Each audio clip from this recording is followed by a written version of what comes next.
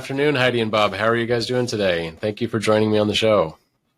Doing well. Doing well. Yourself, Paul? As we were just saying, a little bit of a cold, but hopefully the medicine's keeping it at bay.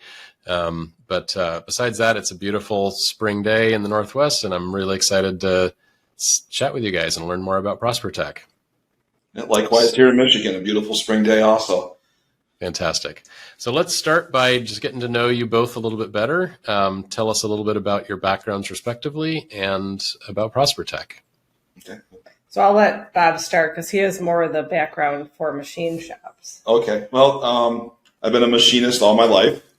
I started out an apprenticeship as a plastic injection mold maker. Oh, cool. Apprenticeship, and served my 4-year term on that, and then was told at the end of my 4-year term that you won't be good at it until you spend about 10 years doing it. Okay. So did that, and started back when I first got out of school, and did that, and worked at a place for over 21 years. And in 2007, that's when that place, we were very heavily automotive, and we did a major downturn and ended up closing. And then that's when we started rosper-Tech. And he was the tool room manager. I was a tool room manager at that time, worked myself up through it. And then I come home one evening and told Heidi that, we're going to lose my job. We had 4 kids, and we were in, 2 kids were in parochial schools and tuition and all that stuff. And I said, hey, you want to start a business? And so I basically asked her from a line that she uses once. I asked her if she would say, I do again. So okay, I love that. So that's where we started off at. Wow, and what an amazing my background origin. was I was a stay-at-home mom for many years, and then I was working part-time in our church as the director of fellowship, so working a lot with people. I knew nothing about manufacturing when he asked me to start this company. So it was a very, very scary time. And in the process of the last 16 years, I did go back to school to get a business management degree because I figured if we're going to make this work, I need to learn what I'm doing. Sure. So, but he brought all the skill to it, and then I was able to educate myself to help actually run it. So. Wow. Okay. So trial by fire. So Yep. after you said yes again, I do. How did the company start? How did you fund it? How did you buy machines? What does the beginning of that look like? Well, I think at the very get-go, it was in the middle of the Great Recession, so things were going down. It was the very bottom, but we were fortunate because his company was closing, and he was like the last one out of a 300-plus person company. So we were able to buy equipment, or we were gifted equipment by the owner of his place. So that helped fund it. We put it in our garage, just like a lot of companies start right in the garage. Then once we started rolling, we took some money from an investment that I had made. When we first were married. We were first married, with our wedding money. Wedding money we invested. So we were able to take out the principal of that without any penalties and just take a chance. But it was tight. It was tight because the kids were little. Like everybody else scrapping with a new business, you do what you can do. We each took part-time jobs, to fund the family while we tried to kick this off. So, right. But didn't take on any debt at the beginning. So that was really important. Yeah, absolutely. Helps make sure that those months when you don't have a lot of revenue, you're not, you're not going to go below zero kind of thing. Yeah, absolutely. Yeah, literally it was, when I knew what garbage days were, so I would drive around and pick scrap metal up and take it to the scrap yard just to, help any way, we could, because we were, because our company was going places and going, starting to go out. And then I was getting my contacts that I used to work for, and we would, I started contacting them because they were all landing in different businesses. Sure. And then that's when we started getting some work from them. And that time we were basically building plastic injection tooling and doing a lot of plastic injection repair work. Okay. And you were collecting scrap metal. That's very scrappy of you. Bada, He was bada. he Okay. was helping out doing roofs and, yeah. Whenever, We didn't want to borrow any money from family or anything. If we were going Sure. to make a go at it, we were going to just go all in on it. So, Okay. Wow. That's an amazing story. Um, so how long was it just the two of you before you were busy enough that you started needing to hire some employees, some about 6 employees? months. 6 months. yeah, about 6 months, and then we got to the point in the garage. I purchased my first CNC. We live in a rural area, so I had to rent a fork truck to unload it, and and do it early in the morning so the neighbors, weren't getting too suspicious on what's going on, even though it's a farming area. So we got that in, and had to take it apart to get it in the garage to a point. And Our very first employee at 6 months was actually his mentor, journeyman from his previous Oh, company. wow. yeah, So That's a full circle moment. He's still here today. still Is he does it. really? Yeah. Yeah. Yeah, and then That's- then I hired another guy I work with after that, and so there was three of us in the garage Mhm. for about a year. About a year till I'm like, okay, people are coming in to use my bathroom while I'm, doing things with the kids. And we knew it was about time to move. We were outgrowing it. And, Right. but I mean, we're proud of those days because every company starts that way pretty much from what I hear. So, Absolutely. it gave Yeah. us our foundation to be able to go to the next step. Amazing. What a fantastic journey. And can you just kind of then describe kind of your growth over the next several years and any big turning points? Have you moved more than once, or did you move into a facility that you're still in? So the 5 years after that, we moved to a rented facility. Okay. And that worked because, again, we didn't want to take on any debt. We could afford the rent. It was pretty close to our house. To move everything, we started accumulating a few more machines, still primarily doing tooling at that point, but then Okay. also hiring people, ironically, the ones that he had worked with. He could pick his favorites because, he knew their skills and was able to say, offer them a job. So we kind of built our team and started to accumulate equipment for about 5 years before we could buy a building. Then we knew we wanted to buy a building, which is kind of a neat story because we were going to build a building, and we kept driving by this building in our hometown, and I just kept saying, like, I want that building. It's perfect. It's in the industrial park, but it's just so run down. And we started the process of getting plans to build a building close to Yep. where we were renting. And one day this guy just pulls up in the driveway, this older guy gets out of an old beat up truck. And he's like, I just want to ask a question. I have a building for sale. Do you think you want it? And it was that building. No way. Yeah, it was- We ended up getting that building that we had wanted for years. So it's just a great story. It's perfect building for us. We're Mhm. still here. We have room to grow. 16 years later, well, not all 16 in the other places, but Sure. it was a nice story because Yeah. it was meant to be. Worked out better than we planned. Yeah. So you took the money you would have built and did some refurbishing and Mhm. fixed the place up. Yeah, the place we bought was an old roll mill shop, and it was just full of everything in here, all World War II era equipment that was just, Oh, wow. most of it didn't even run.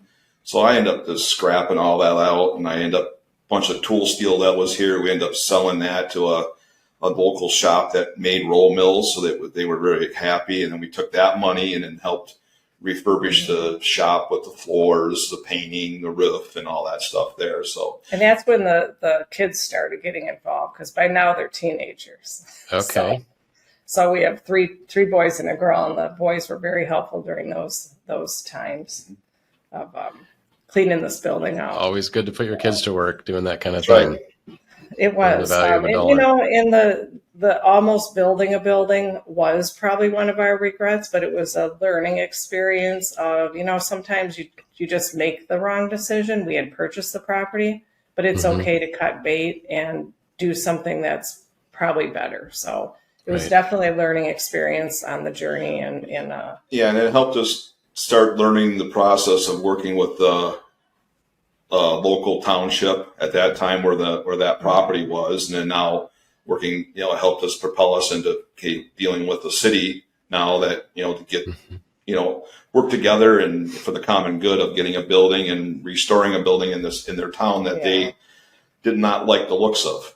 Yeah, Right. there was 3 grant programs when we bought this building, and I don't know how many people are aware of that, but just because of where we bought, we were able to access through the city, 3 different grant programs. So it really ended up overall being a better choice. But sometimes you just make those choices that you don't know as you're growing your business. So yeah, was that a hub zone by any chance? Is that one of the no?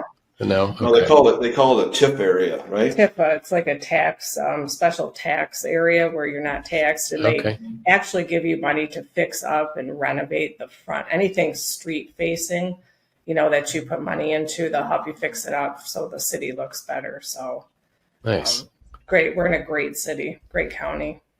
It's a small town, very very small town. So I was going to ask if it's a small town, and when your former employer went out of business and 300 people lost their jobs, that was probably a pretty big hit to the community. Yeah, that was the community next adjacent to where we're at right now. And there was several plastic companies that were, ran plastic injection molding and then had tooling. There was 3 of them that went out within a 2-year period in that area in the county. We had a couple different plants, so that whole 2007 was very devastating to the county that we were residing in. So right, because local restaurants, barbershops, of course, stores, anything around us, took a hit during those times while people were kind of readjusting. But everything was going down, and we were trying to go up when it came down. So we really had a lot of opportunity in it, even though it was hard. It did present a lot of opportunity, because businesses were going under, for us to get some things to help us start out, equipment, people. It's a lot of guts, though.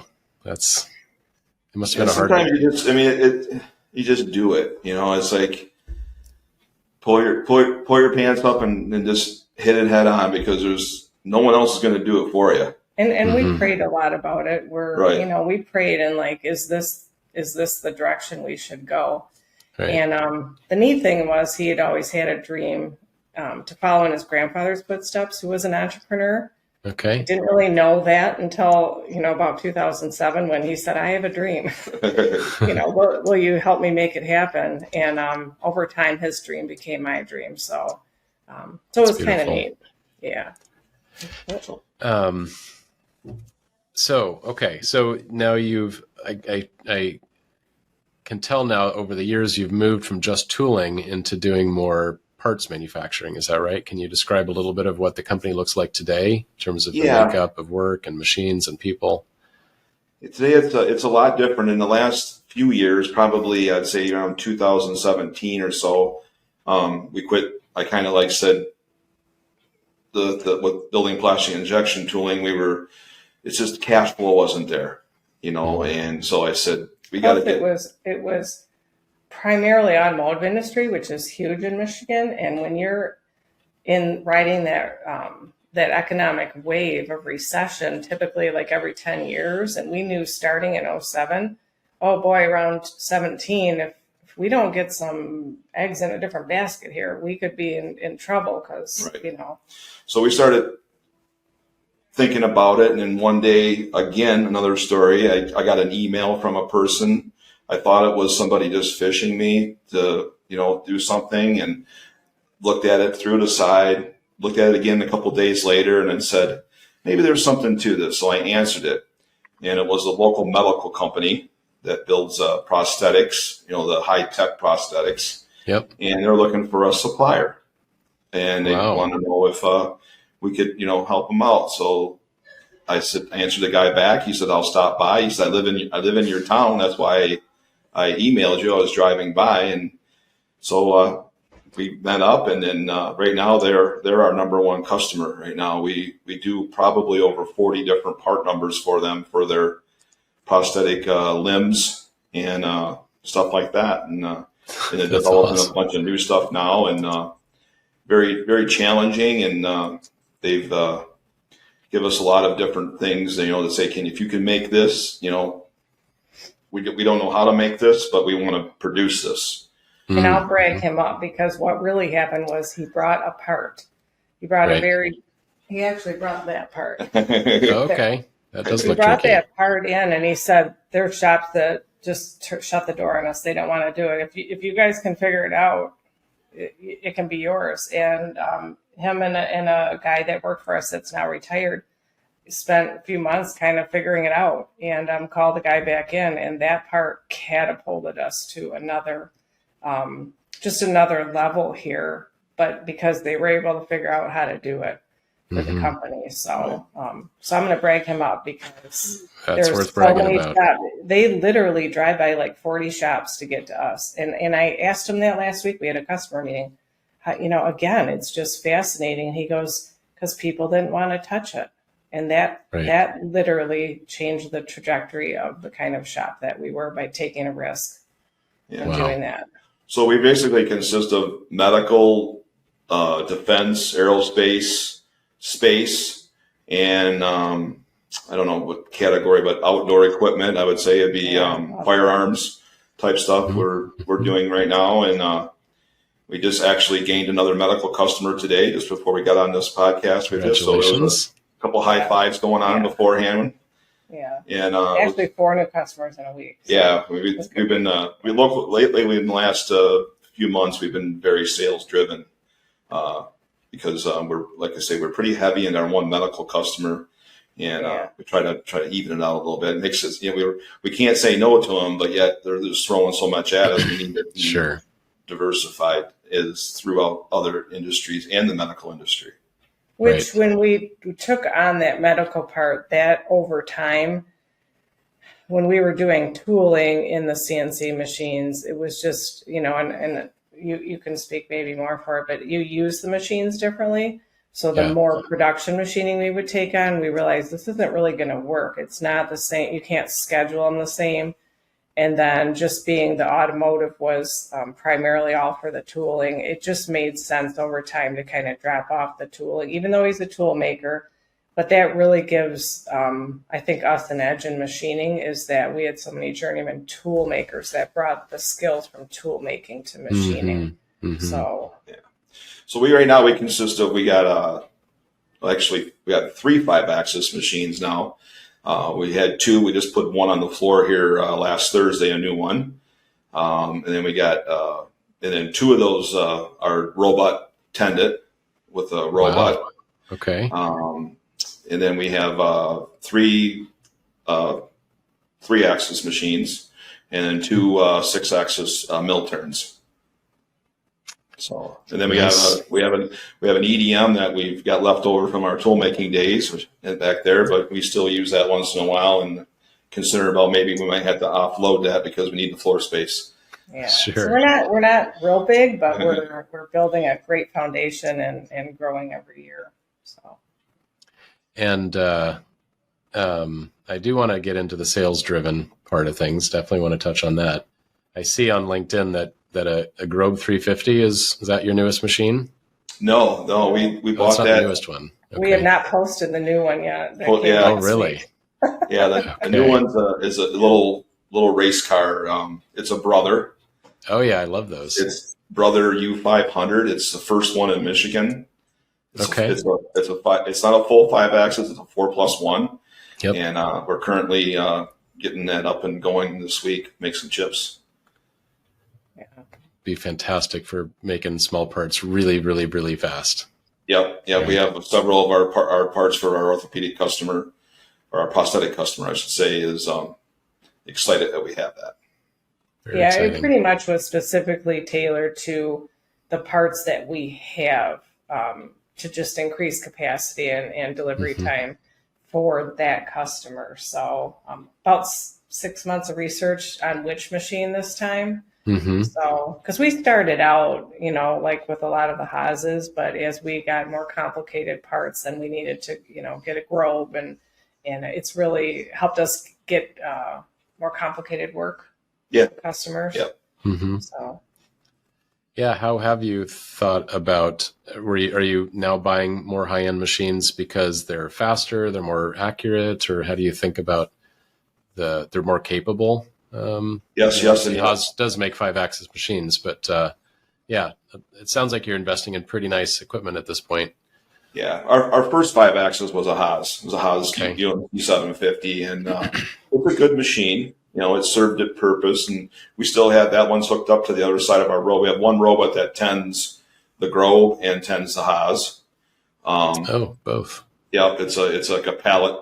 It's an Aroa ERC80 robot, so it has the Aroa 0-point holding system in it, and we use that to tend both of that. And our wishes is to have another brother and then have a robot in between two of those.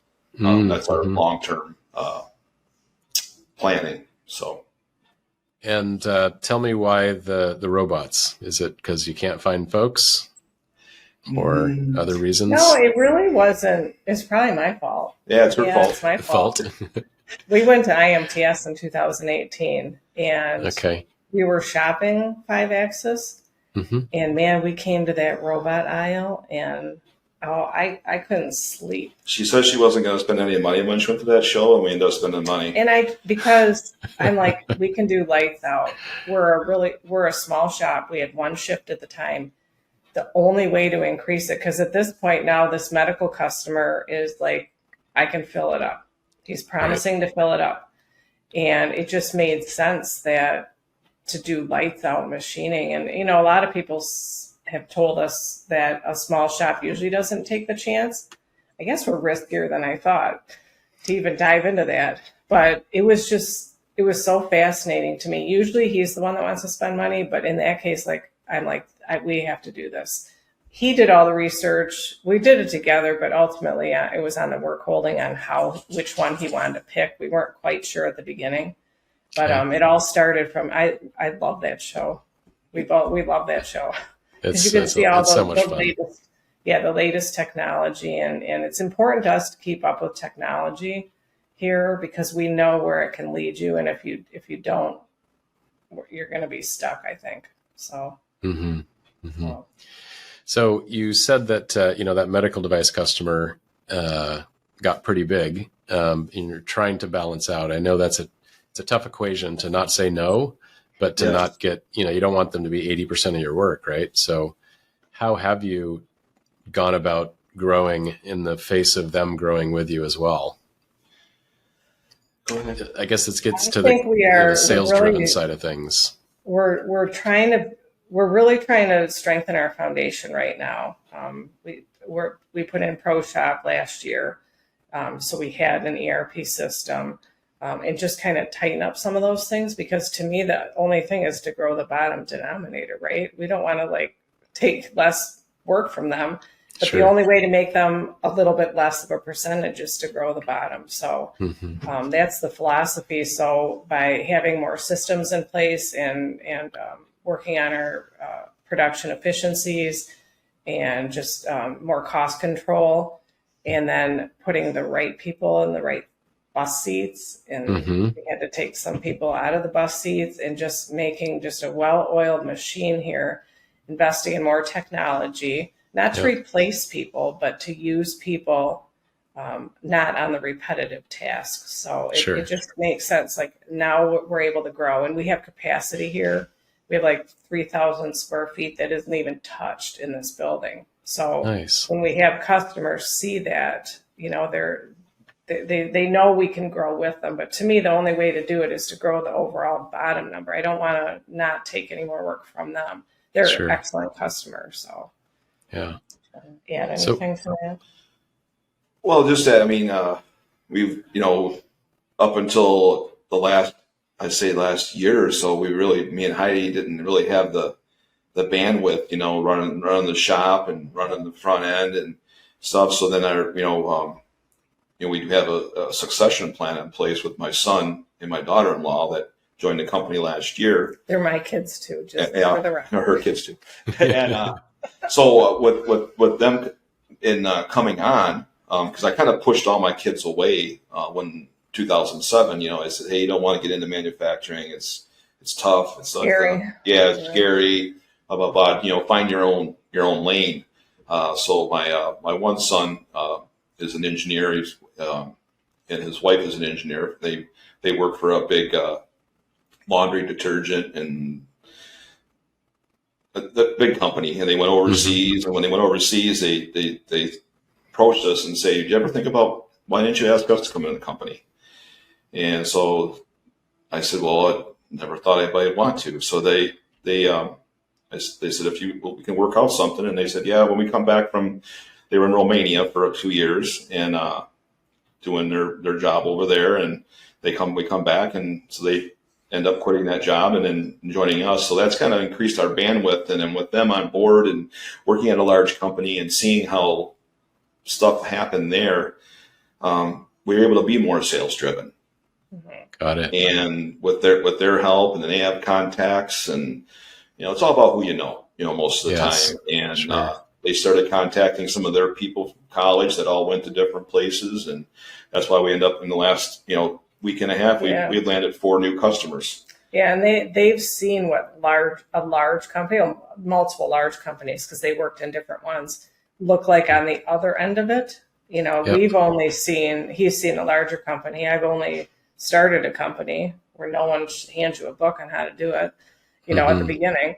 So what they've seen now, they can bring the experience of helping in a large company, and like you said, increase our bandwidth and just together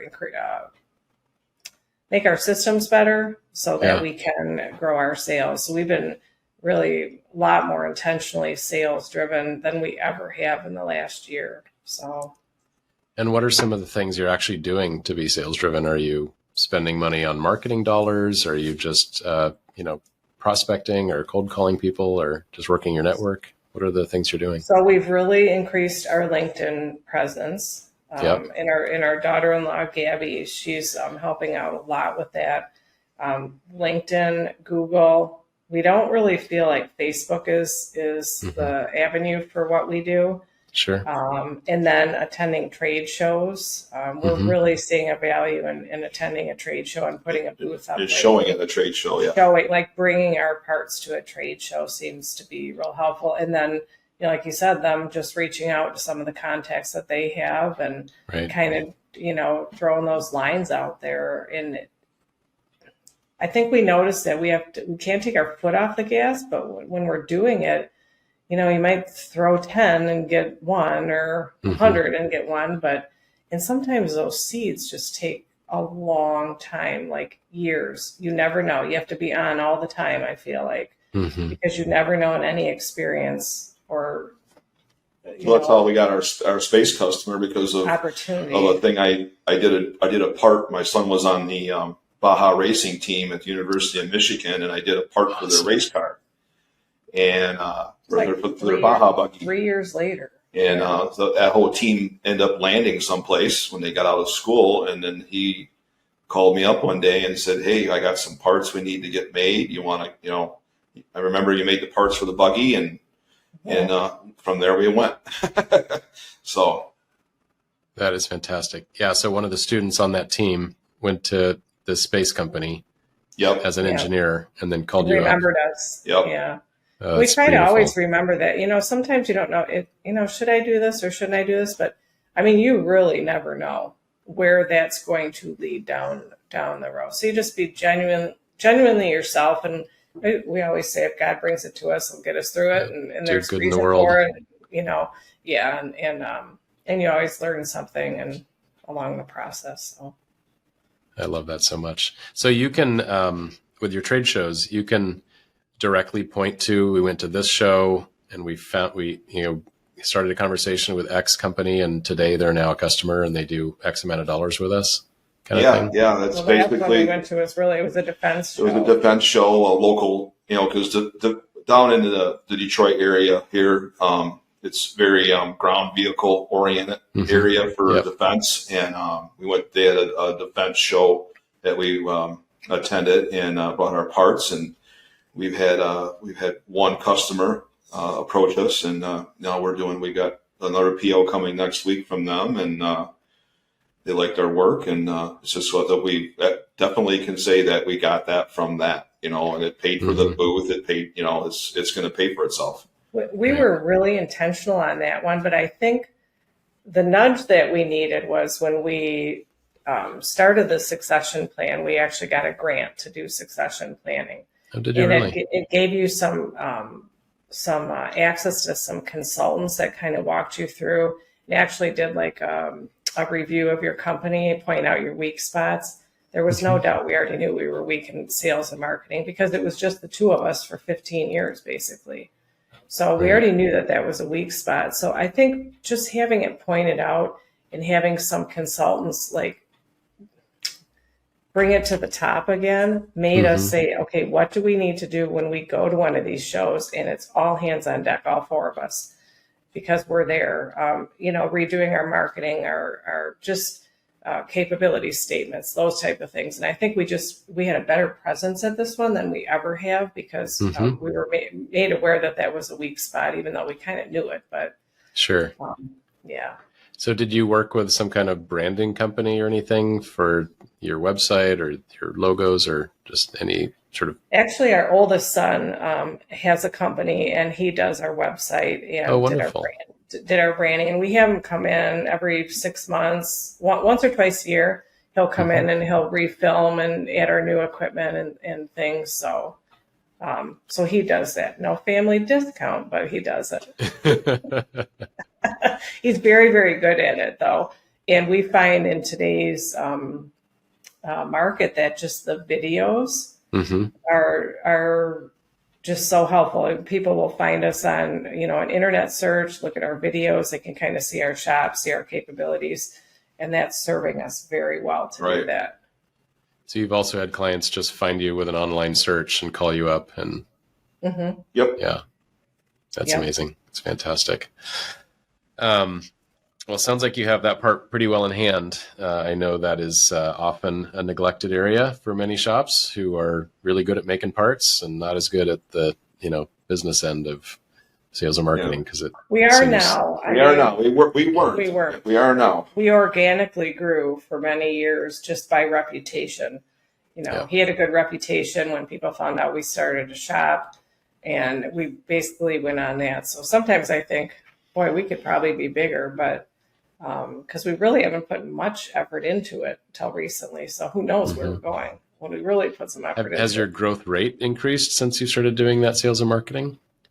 I don't, we probably don't have the data for it now, but like over the last 7 years, we've gone anywhere from 11% to like 25%. And the couple years that it spikes that high has been when we put in the technology, the 5-axis and the robotic machine tending. That's when growth spiked. Even in COVID year, we grew. So is that because your equipment is that much more efficient, or you had customers that really liked the throughput? Customers, just needed stuff done. So you had enough, like what I call positive sales pressure. You had people that wanted to order things from you, right? And when you adopted more technology, got more throughput, you could ship jobs faster, and there more work backfilled that other stuff. Yeah, we could do that. And then, so in the past year, when we put the emphasis more on sales, I think at the end of the year, we'll have more data there. We also have put a second shift on in the last year. It's like about a year. It's like a half shift. Yeah. I got a couple of guys that just like our afternoon guys that like to start mid-afternoon. So they come in, 1, 2 o'clock, and then they're here till, 9, 10 or whatever. And, make sure the robot runs through the night, get their jobs done, and then, start all over in the morning again. We actually have 3 shifts, but the last shift is just robotics. Love it. The unattended shift. Yeah. So what was it like adding a second shift? Were there things you had to put in place for communication or tie-in or, what was that like?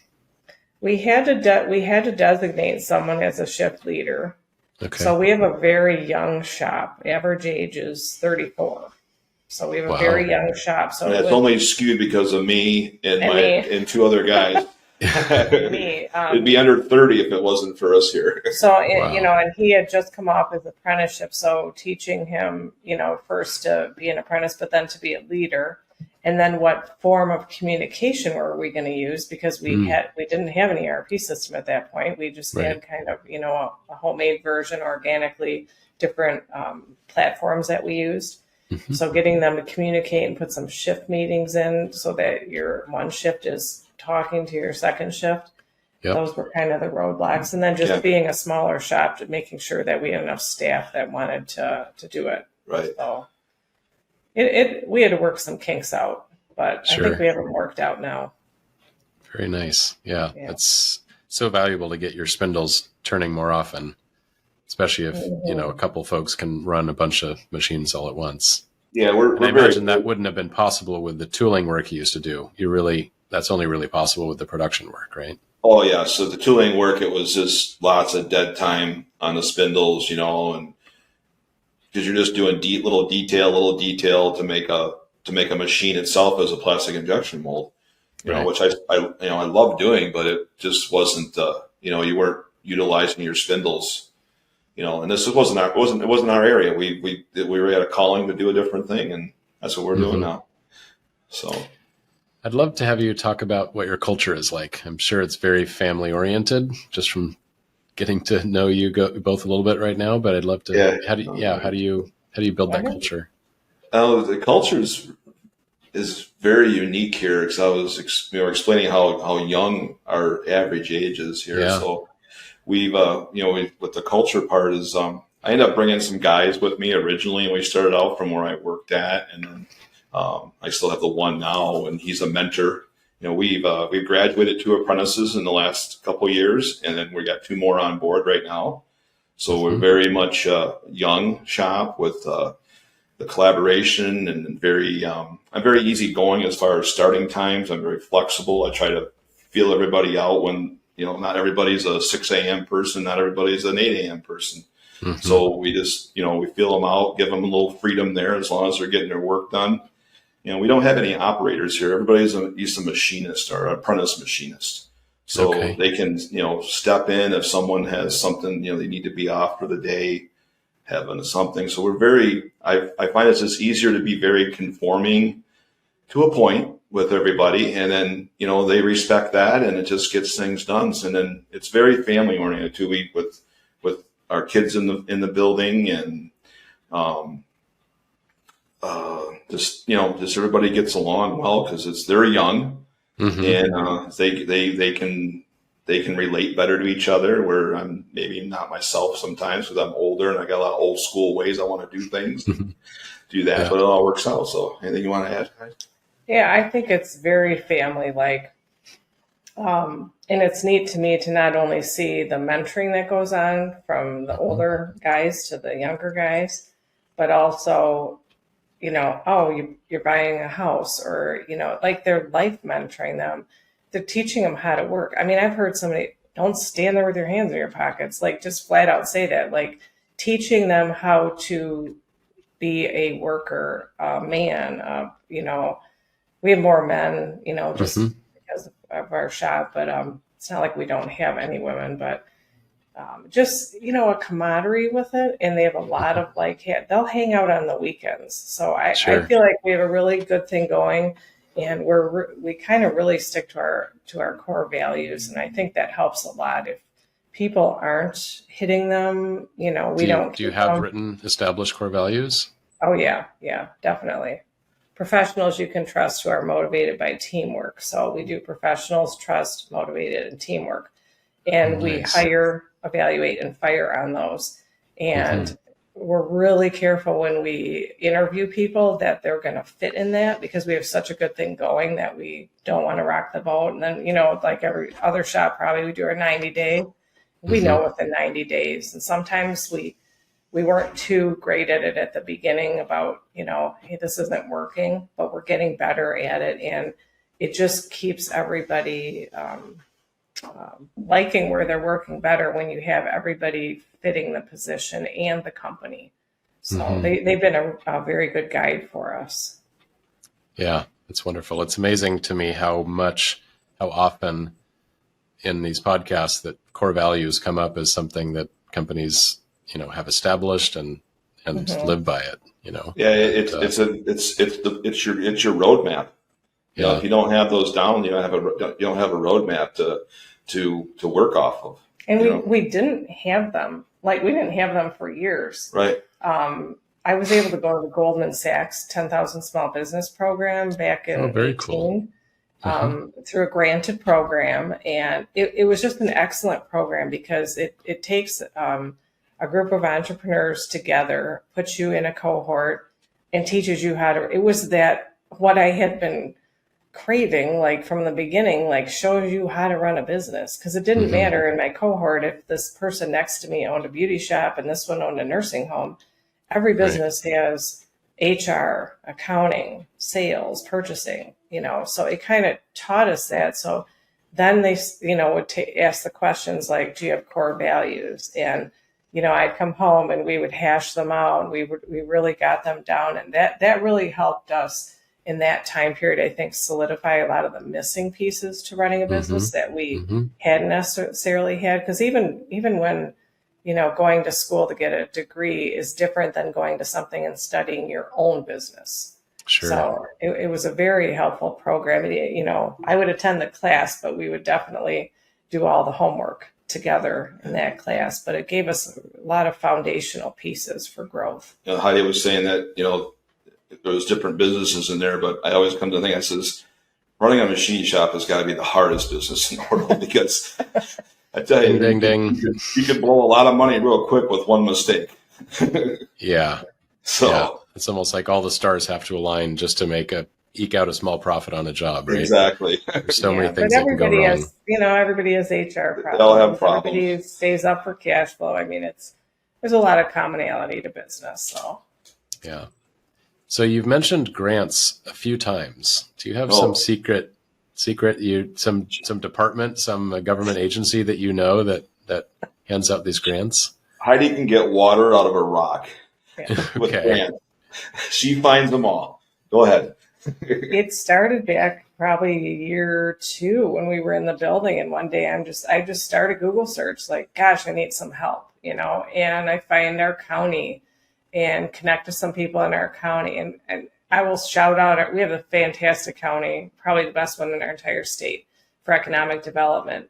And their team would just periodically stop by and bring opportunities. And, there's state grants you can access, and there's federal grants, and here's this agency over here. So they would kind of introduce me to, there's so many multiple different public partnerships that I formed through the years from them starting, and kind of introducing me to them. But training grants and building grants and succession planning grants, cybersecurity grants. We got grant money to buy part of our ERP system because it was Industry 4.0, working on that. So I think the more I found, the more I was just introduced to different people and who knew you and brought more. But there's so many things available out there if you really search for them to make your business better. Those agencies want to help you. That's so where someone listening today in another state, another county, what would you suggest they search for in their local area? Your city, your county, your state, economic development, your SBAs, your manufacturing technology centers, your workforce development centers. Like even University of Michigan. We've gotten several grants. CMMC grant. Right, because it just depends on who is administering the grant. So sometimes it's through universities, sometimes it's through, like, we have an automation ALE here that they've administered some grants. We got a 3D printer from them because they were doing a grant from the government during COVID to have 3D printers that you would be called up if there was a need to print a part. And we actually printed a part that supported the war in Ukraine during that time, but they passed out printers for that. And you can use it however you want it. Great. But just your local agencies, and just start asking questions. And ours work really well together because if they don't have something and know another one that does, they'll point you in the right direction. So there's just lots of resources out there to support business within I'm sure every state. You just have to find them. Yeah, it's just talking to people, and like even like when we went to that last show that we were at, our local Macomb County is where it is. They had their own booth there. Encourage people just to walk up to a booth like that and say, "This is what I do. How can you help me?" I mean, it doesn't hurt to ask. Right. And in every stage of business, like your SBA ones, I think are good for when you're starting up. Then when you get a little bit bigger, then maybe your economic development ones, like they help for more second stage business where, we got a grant in that second stage business. So, but all along the way, they're there to support you. Fantastic advice. Thank you for sharing all of that. I'd like to know a little bit more about this apprenticeship program that you've had some employees through. Is that through a community college, or what is that program like? It's actually through the U.S. Department of Labor. We registered as an apprenticeship employer. Okay. And work with the local colleges to, you develop the plan for their schooling and for their work hours on the shop. So we work that out, and it's serving us very well, because now we have a pipeline that, we talk to grade school and high school, and we support manufacturing day and robotics teams in high school. And we try to get the kids just here's an opportunity, and to constantly keep feeding that pipeline. So we have 4 here. 2 are like you said, journeymen now. But they haven't been 10 years yet. They're physically done, but they're not. Yeah. I figure it takes 10 years to become a journeyman. And it's a great program to have, but the challenge is that it's a lot of hand holding, and it's a lot of investment to get to the point where now they're, like you said, 10 years in, they're training other people. But I think it's well worth exploring. It's served us well. It kind of was when our kids started looking at our business to consider coming into it. I think they realized that it's a real challenge in this area to staff places, because a lot of guys his age are starting to retire and maybe close shops. Absolutely. And then we had this period where kids aren't necessarily going into manufacturing. Parents were pushing them away. We were guilty of it during that recession time. So now there's a big gap. So I think we knew it, but they kind of highlighted you really got something going here with these young people feeding in. And then when you have more young people, they like working together, and it helps build your culture too. So it's an official program. They get a journeyman certificate from the government when they're done. They can go to any state and still be a journeyman. And they work through a local community college. They take their classes at night. Okay. Like that. But it was a big importance to me, because someone gave me a chance. I wasn't a college student. I didn't like school, but I like making things. And somebody gave me a chance a long time ago. I won't mention how long that was, but they gave me a chance, and they believed in me. And because it's not everybody's meant to go to college.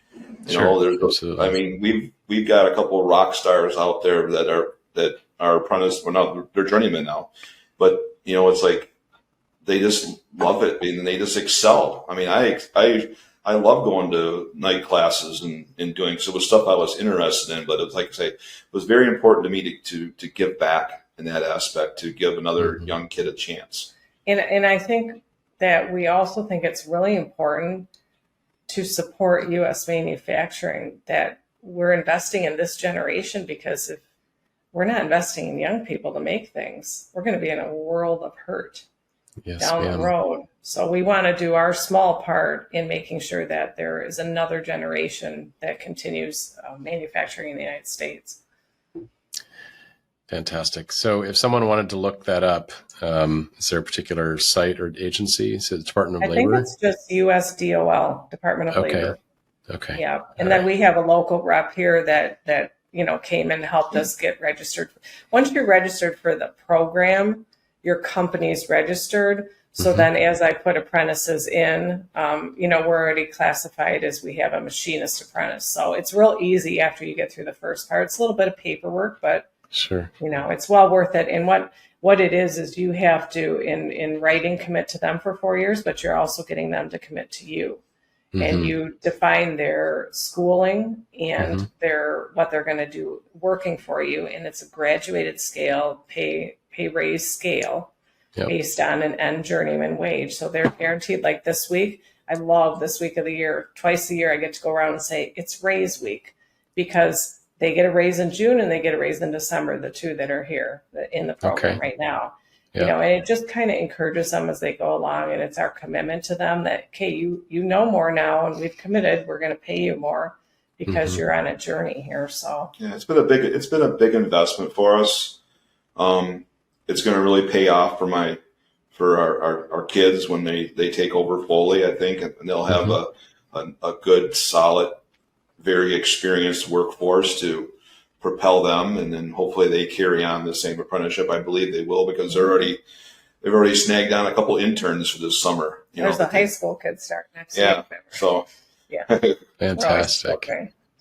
And so you said that you support robotics programs and manufacturing day, where you bring kids from high schools to come tour the facility. And yes, the kid that's starting Monday was here in the fall with his high school. And we say to everybody, you know, if you want to learn about manufacturing, you know, let us know. We'll give you a part-time job in the summer. You can kind of get exposed to it. There's a lot of different opportunities. And then we kind of put it in their court, because we don't want to drag anybody here. Sure. And he emailed around Christmas, you know, one of them, can I come see what you're about? So he starts next week.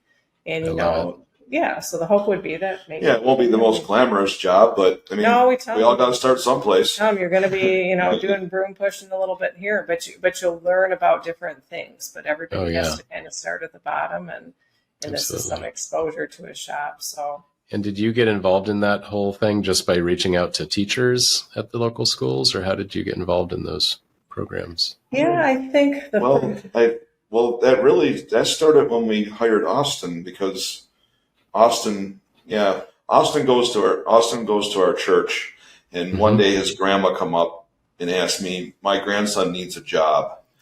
I said, "Okay." I said, "Well, what?" You know, so he was going to a local the district from one district over from ours, and we started talking to him, hired him, and then brought him on as a co-op student, and that's when we started talking to the administrators there at that school, and then started, you know, okay, we got something here. This is going to be a little pipeline or something. So, they had a good co-op program. Kind of great robotics team before COVID, but where we would sign off, you know, that they were doing things here, and worked with them, and that led to the robotics program. And one of our other kids, he's an intern now, and he was on the robotics team, and he actually still mentors the robotics team. He's got some good leadership skills. We have him interning here. He's going to school to be a mechanical engineer. So, you know, who knows? Maybe he'll stick around when he's done. Beautiful. I'd love to talk about your succession planning. You said you got a grant for that. You went through that process. Can you share whatever you would like to share about how that process worked and what the plan is? So there's a lot of shops in your exact situation where the founders are looking to retire, and younger people, either family or just other workers that are employees that are interested in taking over the business. So for many years, when we started, I think we were just in survival mode, and then we're still kind of young and we're enjoying the growth and everything. And the very first day in the Goldman Sachs program, they handed us an envelope, and that was 2018. And it was write down your exit plan. And I came home and I'm like, what's our exit plan? Do we have an exit plan? I don't know. Never thought of it. I kind of thought maybe we just shut the doors and sell all the equipment. And then through that program, when our cohort advisor came out, and he did a personal consult with us, he's like, you need to look around this building. You're not just shutting the doors. You really have something here. So that kind of was the first seed that there is life for rosper-Tech beyond us. So within another year or two, we started getting the emails from M&A companies noticing our company. Sure. Because we were getting out there a little bit more and being recognized. And we kind of were listening to it, and we started to believe that maybe we had something here. Then 2020, right before our kids moved to Romania. And granted, we have 4 kids. These 2, our son and daughter-in-law, said, your company's really growing here. Why haven't you ever asked one of us to join it? And we said, well, frankly, we didn't know what we were going to do, but let's think on it, because this is a big deal. We have 4 kids. How do you do this? We had no idea. Sure. So off to Romania they went, and we had a lawyer since the beginning. So we met with the lawyer a couple times while they were in Romania, which is like, what was it, an 8-hour difference? We would be in our car in a parking lot somewhere because they had to get up and like early in the morning, but just to be able to connect and do a call with our lawyer. So we started putting some things in writing, but we have to make sure you really do it right, because you don't want to alienate the other kids. So we would start having family meetings and say, like that first Christmas, they've approached us, they're interested. Are any of you interested? And then keep going on the paperwork, keep meeting with the lawyer. And then the next year is when we came upon this grant. And it was like, this is perfect, because that way we can make sure we're doing it right. So we were able to button some things up with the lawyer and have another consultant that would sit with the 4 of us and ask some questions about how it would affect us personally, and then run through some scenarios, like, because you have to think of, what if you die mid-succession, are all the ducks in a row with the other kids. So it's been a big learning thing, but I think we're through. We didn't really have a lot of bumps, but I think we're through the bumps of like just trying to, how is it going to work? How are we going to work together? Because we had done everything ourselves. And it's all formalized, like everything is formalized legally on paper, and the other kids are well aware of it. So yeah, we're all finding our lane now. I mean, it's I love it. It's taken a lot of pressure off me to have somebody with skin in the game. Yep. So that Heidi and myself can take a day off and say, I don't have to worry about the place. Sure. Even though we have great people that work the floor, but there's still like, okay, this is Heidi and my baby, our 5th child, I call it sometimes. Yeah. And, we've got to make sure it's taken care of. And so we have that opportunity now, and we have a 5-year thing in place where they're receiving a part of the company every year as part of their compensation. And getting a wage out of it too. And then at that point in time, we'll have to make a decision in 5 years to see, what the next 5 years is going to hold. And it really is serving us well too, because if, let's say, we just sold it to someone else, all the tax disadvantages of selling it as a lump sum, it helps us structure it too, that maybe over time we could sell it out and they can afford to buy it, and it's better for us. But to go from not knowing what our exit plan was to now thinking this is like going to be a legacy. We were laughing a few weeks ago because we've been at several companies where we visited, and they show the history of the company, and they show this older couple on the wall, the founders. And I said, we're going to be the old couple. We're going to be the old people on the wall. But it's like, it's just so meaningful that they would even want to come and work with us.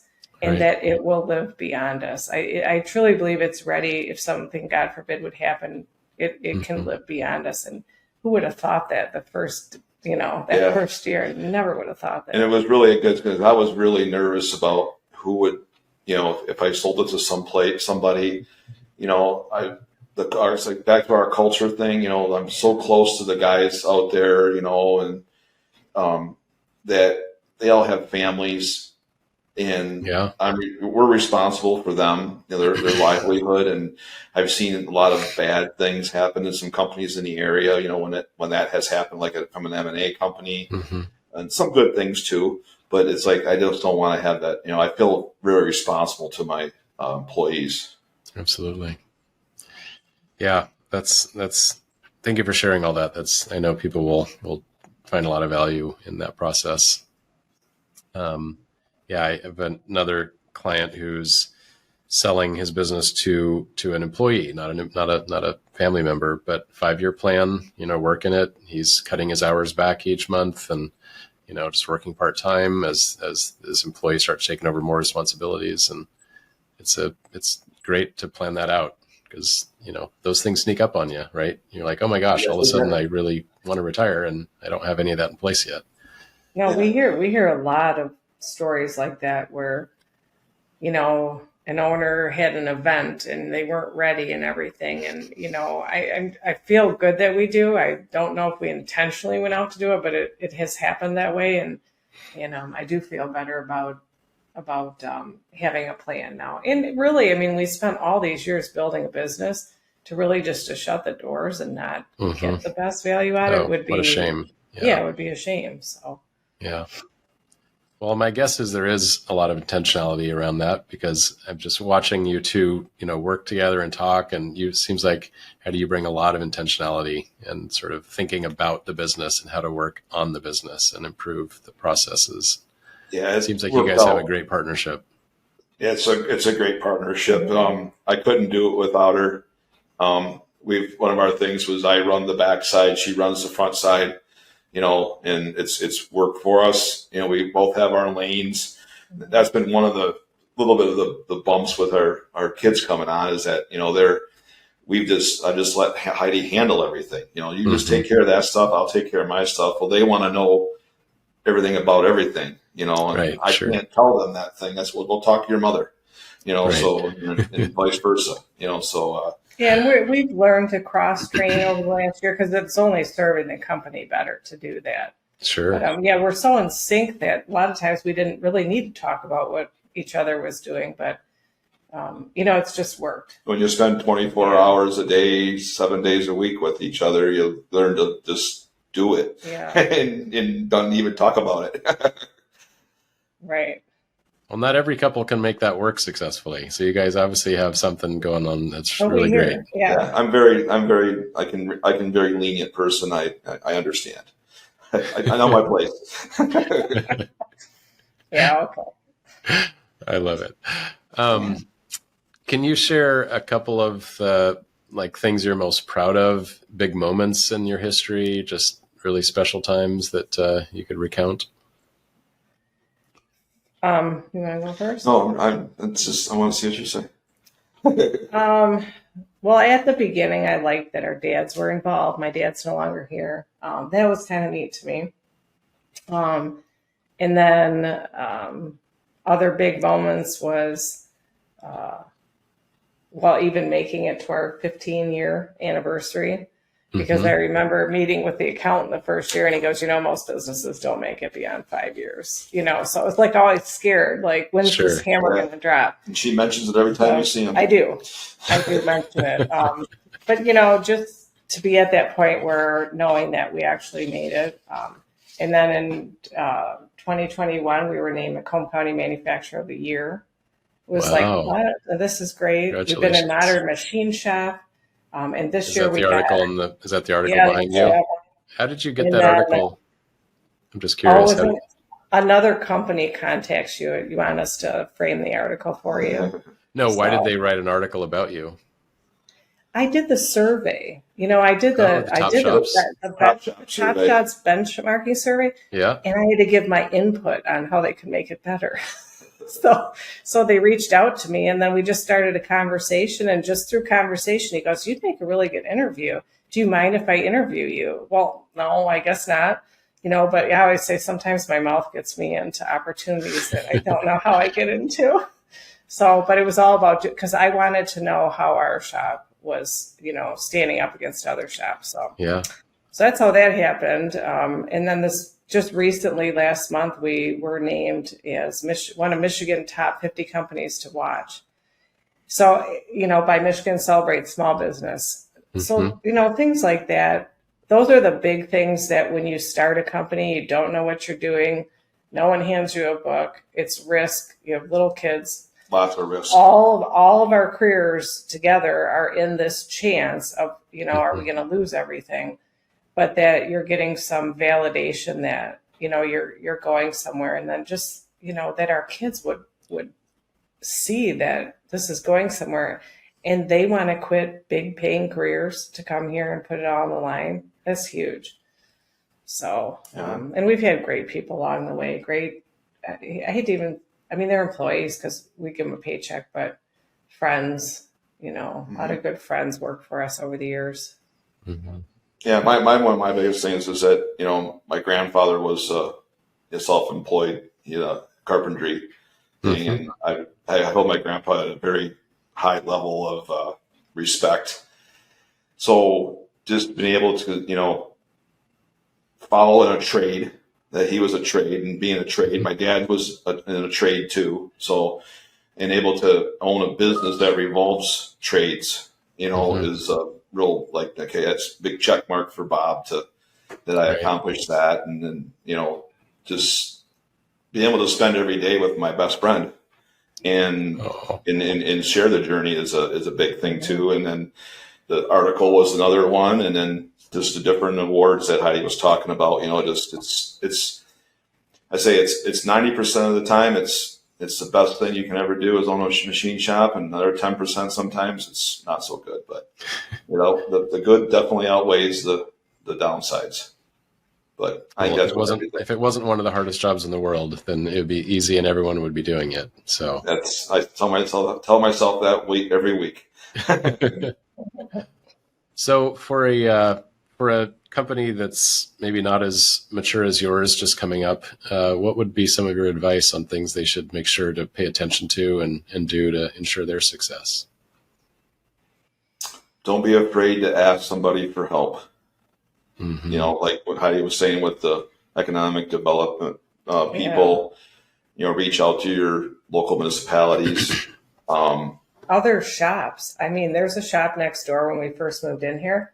I went over there a lot, and I just asked her how they did things. Yeah. You know, they were working with a Canadian customer, and it didn't pan out, but at that time I thought we might have gotten in. I just went over there, and she's showing me how she does it. Other shop owners are just great resources, and we don't share who customers are, but they can really share in their journey too. And, you know, we have some friends that own a shop. We've gone out to dinner with them, just sharing the struggles with them.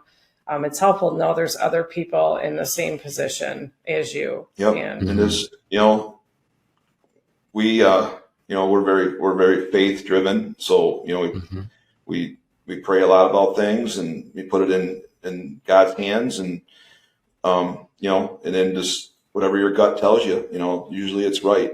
I find my gut being right more times than Bob thinks he's right. So, and just like at the beginning, you know, if you make a mistake, just pick yourself up and shake off and move on. Move forward. You know, I think the advice to not be afraid to look for help is particularly important. In the history of my shop, we were probably weeks away from bankruptcy, and we reached out to our local small business development center and got hooked up with a counselor, and he helped us save our company. And if we hadn't thought to ask for help, we would have gone out of business. Yeah, you just can't be too proud. You know, you just gotta, you know, be humble, and this is, you know, I need, can you help me out? So. Yep. Fantastic. Well, I think we've probably, unless there's anything else you'd really love to share with the metalworking community. No, it's a great story. It's like the quintessential, you know, entrepreneurial American dream. It's fantastic what you guys are doing. Yeah. Thank you. I never would have thought when we first got married that we'd be doing this, but I can't imagine anything else. I mean, it's been great. And like you said, we get to work together every day. It's a great opportunity. I'm very thankful for it. I love manufacturing. I never even knew about it, but, you know, I absolutely love it. So. Well, our country needs more stories just like yours if that strong manufacturing base is going to support the rest of the economy and all the other jobs. So, yeah, kudos to you guys, and thank you for doing what you're doing. Absolutely. Thank you for having us. We really appreciate it. Thank you. Absolutely. All right. Take care, guys. We'll talk to you soon.